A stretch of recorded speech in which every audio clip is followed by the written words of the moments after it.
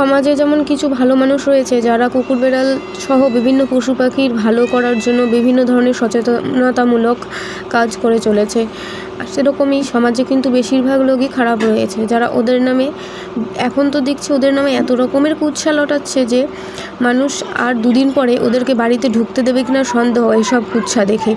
সেই কুৎসাগুলির মধ্যে দেখবেন মিডিয়ারাও মাঝখানে ইন্টারফেয়ার করে কুকুর থেকে জলাতঙ্ক হচ্ছে, বিড়ালের আঁচড়ে ব্রেন খারাপ হয়ে যাচ্ছে ইত্যাদি ইত্যাদি সহ বিভিন্ন ধরনের নানা রকম কথাবার্তা ছড়াচ্ছে। তো এগুলো কি ছড়ানো বিনা কারণে ভালো? দুটো প্রাণী যদি দুটো কারো বাড়িতে খেয়ে বাঁচে সেটা কি ভালো নয়? এসব উল্টোপাল্টা কথা ছড়িয়ে ছড়িয়ে মানুষের মনে ভয় দেখাতে হচ্ছে। এই পশুগুলো কোথায় যাবে যদি এদের সাথে এরকম অত্যাচার হয়, ওদের নামে কুৎসা রটানো হয়? একবার ভাবুন তো, ওদের তো কেউ নেই, ভগবানও ওদের কথা শোনে না, কারণ ওরা ভগবানকে ঠিকমতো ডাকতে পারে না, পুজো দিতে পারে না, তাই ভগবানও ওদের কথা শোনে না। আর আমরা মানুষে ওই ছোটো ছোটো পশুগুলোর নামে বদনাম করে যাচ্ছি। এগুলো কি আদৌ মনুষ্যত্ব? ওদের নামে বদনাম করা বন্ধ করুন, দুটো খেতে দিন।